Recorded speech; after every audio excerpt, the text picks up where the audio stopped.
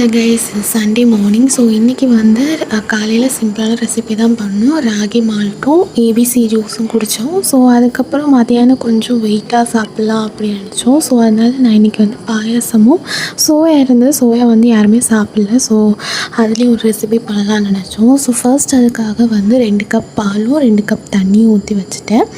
So அதுக்கப்புறமா ஒரு கடாயில் கொஞ்சம் பட்டர் ஆட் பண்ணேன். உங்கள் வீட்டில் கீ இருந்தால் கீயும் ஆட் பண்ணிக்கலாம். கொஞ்சம் சேமியா வந்து ஆட் பண்ணிக்கோங்க அதில். ஸோ சேமியா வந்து இது தனியாக உங்களுக்கு பாயசம் செய்கிறதுக்கான சேமியா அப்படின்னு சொல்லிட்டு தனியாக கிடைக்கும். ஸோ நீங்கள் அதை வாங்கி யூஸ் பண்ணுறது ரொம்ப நல்லாயிருக்கும். நம்ம நார்மல் சேமியாவும் வச்சு யூஸ் பண்ணலாம். ஸோ ஆனால் டேஸ்ட் வந்து கொஞ்சம் டிஃப்ரென்ஸ் இருக்கும். இது வந்து கொஞ்சம் லார்ஜ், ஒரு பெருசாக நமக்கு நூடுல்ஸ் சாப்பிட்ற மாதிரி இருக்கும். பட் இது மற்ற மாதிரி நம்ம வீட்டில் வந்து சேமியா செய்வோம் இல்லையா, அந்த இது எடுத்திங்கன்னா கொஞ்சம் சின்ன சின்னதாக இருக்கும். ஸோ இது நல்லா அந்த மாதிரி கோல்டன் ப்ரௌன் வறுத்து ஆல்ரெடி பால் வந்து காய்க்க வச்சுருந்தேன். ஸோ அதில் வந்து அப்படியே போட்டுட்டா போதும். நல்லா லைட்டாக வந்து பால் கொதிச்சிட்ருக்கும் போதே நீங்கள் வந்து இது போட்டுட்டாலே போதும். ஸோ அடுத்து அதே கடாயில் வந்து கொஞ்சம் பட்டரை ஆட் பண்ணிக்கிட்டு உங்கள் வீட்டில் நெய் இருந்தாலும் யூஸ் பண்ணிக்கோங்க. ஸோ இந்த நல்லா பட்டர் கரைஞ்சதுக்கப்புறமா அதில் வந்து கொஞ்சம் ஜவ்வரிசி. ஸோ ஜவ்வரிசி வந்து நான் நெய்லாம் ஜவ்வரிசி யூஸ் பண்ணியிருக்கேன். ஸோ இது வந்து நல்லா ஸ்டிக்கியாகவும் இருக்கும், பால் வந்து கொஞ்சம் கட்டியாகவும் நமக்கு இருக்கும். ஸோ அதனால் நான் நெய்லாம் ஜவ்வரிசி வந்து யூஸ் பண்ணிக்கிட்டேன். ஸோ நெய்லாம் ஜவ்வரிசி வந்து ஆக்சுவலி இதெல்லாம் நமக்கு போபா பால்ஸ் டீஸ் எல்லாம் யூஸ் பண்ணிக்கலாம் செஞ்சு. ஸோ இது வந்து எனக்கு பக்கத்து கடையில் வந்து கொஞ்சம் ஈஸியாக கிடச்சதுனால நான் அதை யூஸ் பண்ணுறேன். ஸோ உங்களுக்கு வந்து வேறு ஏதாவது ஜவ்வரிசி இருந்ததுன்னா டைப் இருந்தால் கூட நீங்கள் யூஸ் பண்ணிக்கலாம்.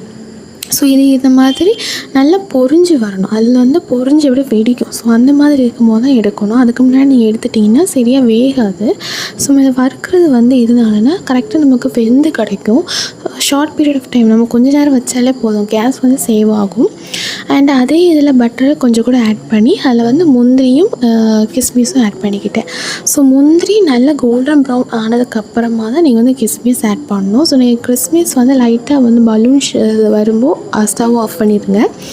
ஸோ நான் நல்லாவே முந்திரி வந்து வறுத்துக்கிட்டேன். ஸோ இது பக்கத்துலேருந்து ஒரு ஃபேக்ட்ரியிலேருந்து தான் வாங்கினேன். ஸோ அதனால் சின்ன சின்ன பீஸா தான் வந்து கிடைக்கும் இங்கே. உங்களுக்கு மற்ற மாதிரி கடையில் பெரிய பெரிய பீஸா இருந்ததுன்னா கூட நீங்கள் சின்ன சின்னதாக வெட்டி அதில் போட்டுக்கலாம். இல்லை உங்களுக்கு பெருசாக வேணாலும் அப்படியே போட்டுக்கலாம். ஸோ எனக்கு பக்கத்தில் ஒரு ஃபேக்ட்ரியில் வந்து நமக்கு கிடைக்கும். ஸோ அதனால் நான் அப்படியே வாங்கினேன். ஸோ கிஸ்மிஸ் எனக்கு அவ்வளோ பிடிக்காது. ஸோ அதனால் நான் என்ன பண்ணிட்டேன்னா கொஞ்சம் தான் ஆட் பண்ணியிருக்கேன். உங்களுக்கு எவ்வளோ வேணுமோ உங்களுக்கு பிடிச்ச ரேஞ்சில் நீங்கள் ஆட் பண்ணிக்கலாம். முந்திரி நிறைய, கிஸ்மிஸ் கம்மியாக, அந்த மாதிரி உங்களுக்கு எவ்வளோ வேணுமோ அவ்வளோ ஆட் பண்ணிக்கலாம்.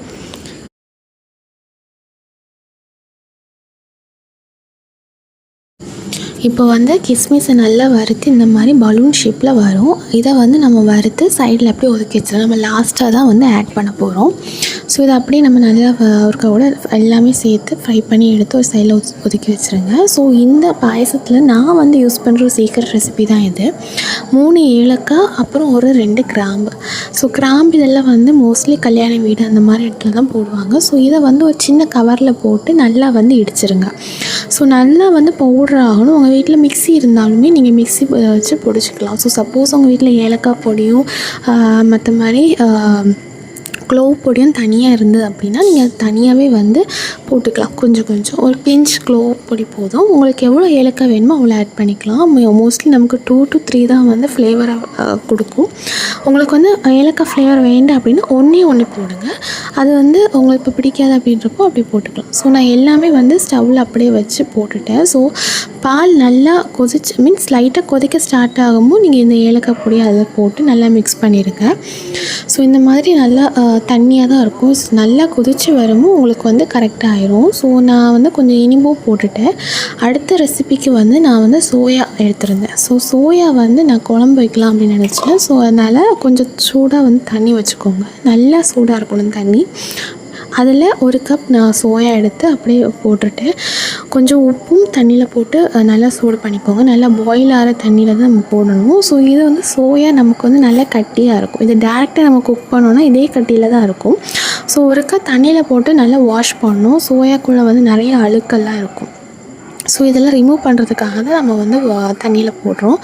ஸோ நீங்கள் தண்ணியில் போட்டு கொஞ்ச நேரத்துலேயே பார்க்கலாம் நல்லா வந்து பெருசாகும் கொஞ்சமாக. அதை நீங்கள் நல்லா இந்த மாதிரி அமுக்கி விட்டால் தான் அதுக்குள்ளே இருக்கக்கூடிய எல்லா இதுவுமே இறங்கும். ஏன்னா சோயா வந்து மேலே ஃப்ளோட் ஆகிட்டே இருக்கும். ஸோ இதை நம்ம இந்த மாதிரி அமுக்கி விடும்போது தான் அது வந்து நல்லா வந்து நமக்கு தண்ணி கூட இதாகி நமக்கு நல்ல ஒரு டேஸ்ட்டு கிடைக்கும் குழம்புக்கெல்லாம். ஒரு 10 to 15 மினிட்ஸ் அப்படியே விட்டுருங்க. ஸோ லைட்டாக நமக்கு இந்த மாதிரி அப்பப்போ கரண்டி வச்சு லைட்டாக இது பண்ணி விடணும். அப்போ தான் வந்து அந்த சோயா சங்க்ஸ் எல்லாம் சீக்கிரம் இதாகும். ஸோ நான் வாங்கின சோயாவில் வந்து கொஞ்சம் பிளாஸ்டிக் ஸ்மெல்ஸ் வந்துட்டு இருந்தது. ஸோ எனக்கு அது பிடிக்காது. அதனால் நான் கொஞ்சம் கூட அதை அமுக்கி விட்டுகிட்டே இருந்தேன். எனக்கு பிளாஸ்டிக் ஸ்மெல்லாம் இருந்தால் சாப்பிட தோணாது. ஸோ இப்போது ஒரு 10 to 15 மினிட்ஸ் கழிச்சு நீங்கள் பார்த்தீங்கன்னா இந்த மாதிரி பெருசாக இருக்கும். ஸோ இதை வந்து நல்லா தண்ணி மாற்றிட்டு நமக்கு நார்மல் கோல்டு வாட்டர் இருக்குது இல்லையா, நமக்கு நார்மல் டேப் வாட்டரும் போதும், அதில் நீங்கள் போட்டு வச்சுட்டு இதே மாதிரி புளியணும். ஸோ இதை மாதிரி புளியும்போது அதில் இருக்கக்கூடிய எல்லா விதமான பொடி அந்த மாதிரி பட்டது எல்லாமே வந்துடும். ஸோ அந்த மாதிரி நல்லாவே புளிஞ்சு எடுத்துருங்க. உள்ளே வந்து தண்ணி இருக்கக்கூடாது. தண்ணி இருந்தால் நமக்கு வந்து ரெசிபியோட டேஸ்ட்டு மாறிடும். ஸோ தண்ணி இல்லாத மாதிரி இதை நல்லா புளிஞ்சு எடுத்துக்கோங்க. ஸோ இது நல்லாவே புளியும்போது உங்களுக்கே தெரியும் அதுக்குள்ளே வந்து நமக்கு இந்த மாதிரி நுரையாக வரும். ஸோ அதனால தான் நம்ம வந்து இதை சுடு தண்ணியில் போட்டு நம்ம வந்து நல்லா இது பண்ணி எடுக்கிறோம். ஸோ இந்த மாதிரி நம்ம புளியும்போது அதில் இருக்கக்கூடிய அந்த எல்லா கெமிக்கல்ஸ் எல்லாமே நமக்கு வெளியே வந்துடும். ஸோ இந்த தண்ணியோட கலர் பார்த்தாலே தெரியும், நான் மஞ்சள் பொடி எதுவுமே ஆட் பண்ணலை. ஆனால் அந்த இதில் இருக்கக்கூடிய டஸ்ட்டு பார்ட்டிகிள்ஸ் எல்லாமே நமக்கு ரிமூவ் ஆகிடுச்சு.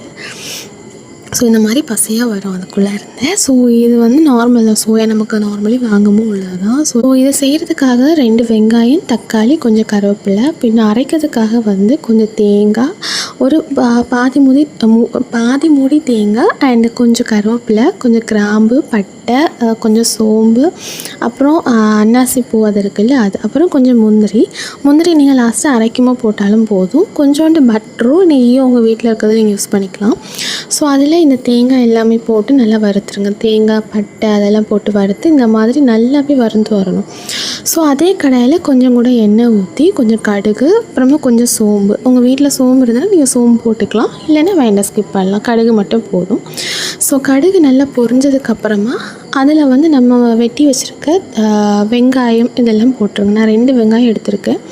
ஸோ வெங்காயமும் கருவேப்பிலை போட்டு நல்லாவே வந்து மிக்ஸ் பண்ணணும். நல்லா வந்து வறுத்து எடுத்துருங்க. ஸோ கொஞ்சம் ஒரு லைட் பிங்க் கலர் அந்த மாதிரி ரேஞ்சில் வருமோ கொஞ்சம் இஞ்சி பூண்டு பேஸ்ட் என் வீட்டில் நான் ஆல்ரெடி அரைச்சி வச்சுருந்தேன். ஸோ அதை தான் ஆட் பண்ணியிருக்கேன். அப்படி இல்லைன்னா நீங்கள் வந்து கொஞ்சோண்டு இஞ்சி பூண்டு பேஸ்ட் அரைச்சி போட்டுக்கோங்க. இது வந்து கொஞ்சம் ஃப்ளேவருக்காக. ஸோ இதை நல்லாவே வந்து வறுத்து எடுத்துருங்க. கொஞ்சம் பிங்கிஷ் ஒரு டிரான்ஸ்பரண்ட் ஸ்டேஜில் வரும்போது தான் இது போடணும். அதுக்கப்புறம் இதோட பச்சை வாசனை போகும்போது நீங்கள் வந்து கொஞ்சம் தக்காளி இருக்கும் இல்லையா, அதாவது கொஞ்சம் ட்ரை ஆகும். இது நமக்கு எல்லாமே மிக்ஸ் ஆகி வரும்போது கொஞ்சம் ட்ரை ஆகும். அந்த ஸ்டேஜில் நம்ம கொஞ்சம் தக்காளி வந்து ஆட் பண்ணிக்கலாம். இதில் நான் வந்து 2 தக்காளி ஆட் பண்ணியிருக்கேன். ஒன்று பெருசு, ஒன்று சின்ன தக்காளியும். ஸோ இதை நல்லாவே வறுத்து எடுத்துருங்க. ஸோ இது வந்து இந்த தக்காளியில் இருக்கக்கூடிய தண்ணியிலே வந்து நல்லாவே வந்து மிக்ஸ் ஆகி நல்லாவே அந்த இது எல்லாமே ஃப்ளேவர் எல்லாம் மிக்ஸ் ஆகி கொஞ்சம் இதாகி வரும். அந்த ஸ்டேஜில் கொஞ்சம் மஞ்சத்தூள், மிளகுத்தூள், பின்னும் கரம் மசாலா, அதுக்கப்புறமா உங்கள் வீட்டில் வந்து மட்டன் மசாலா இருந்ததுன்னா அதையும் ஆட் பண்ணிக்கோங்க. நான் வந்து கொஞ்சம் கரம் மசாலாவும் மட்டன் மசாலா வந்து கடையிலேருந்து வாங்கின மட்டன் மசாலா இருந்தது. ஸோ அதை ஆட் பண்ணிக்கிட்டேன். ஸோ எங்கள் வீட்டில் அந்த பட்டை இதெல்லாம் போட்டு அரைக்க மாட்டாங்க. ஸோ அதனால் நான் மட்டன் மசாலா வந்து வாங்கி யூஸ் பண்ணிக்கிட்டேன். அதுக்கப்புறமா கொஞ்சம் தண்ணி ஊற்றி மசாலாவெல்லாம் நல்லா வேக வச்சுக்கோங்க. வேக வச்சதுக்கப்புறமா நம்ம வந்து தண்ணியில் புழிஞ்சு வச்சுருந்து சோயா சங்க்ஸ் ஆட் பண்ணி நல்லா மிக்ஸ் பண்ணுங்கள். ஸோ அந்த சைட்லேயே நான் என்ன பண்ணிட்டேன்னா நம்ம ஆல்ரெடி வறுத்த மசாலா எல்லாமே அரைச்சி வச்சுருந்தேன். ஸோ இந்த மாதிரி தண்ணியை ஊற்றி இந்த மசாலா எல்லாமே வெந்து வரும்போது நம்ம அரைச்சி வச்சுருந்து அந்த தேங்காய் திருவல்களையும் நம்ம என்ன பண்ணிக்கலாம்னா உள்ளே ஆட் பண்ணிக்கலாம். நல்லாவே மிக்ஸ் பண்ணிக்கோங்க. உங்களுக்கு தேவையான தண்ணி ஊற்றிக்கோங்க. ஸோ இப்போ உங்களுக்கு தேவையான தண்ணி ஊற்றினதுக்கப்புறமா ஒரு அரை கப் கூட எக்ஸ்ட்ரா ஊற்றிக்கோங்க. அது எதுக்குன்னா நமக்கு சோயா சங்க்ஸ் வந்து கொஞ்சம் கூட தண்ணி உரியும். ஸோ அதனால் நான் ஒரு அரை கப் தண்ணி எக்ஸ்ட்ராவும் ஊற்றிக்கிட்டேன். ஸோ இந்த மாதிரி நல்லா வந்து உங்களுக்கு தேவையான தண்ணி ஊற்றி மூடி போட்டு அதை வந்து கொதிக்க விட்டுருங்க. நம்ம ஒரு சைடில் வச்சுருந்த பாயாசம் எல்லாமே ரெடி ஆகிடுச்சு. ஸோ இவ்வளோ தான் எங்கள் சண்டே விலாக். வந்து மத்தியானமே வந்து நாங்கள் நல்லாவே வெயிட்டாக சாப்பிட்டதுனால நைட் அவ்வளோவா யாருக்குமே சாப்பிட தோணலை. அதனால் நாங்கள் என்ன பண்ணோன்னா பாயாசம் நிறைய இருந்தது. ஸோ அதையும் குடிச்சிட்டோம். ஸோ அதுக்கப்புறம் சோயாவில் வந்து கொஞ்சம் பாக்கி இருந்தனால தோசை போட்டு நைட் வந்து சாப்பிட்டுட்டோம். ஸோ இந்த வீடியோ உங்களுக்கு பிடிச்சிருந்தா லைக் ஷேர் பண்ணுங்கள், மறக்காமல் கமெண்ட் பண்ணுங்கள். இன்னொரு வீடியோவில் பார்க்கலாம். Bye bye.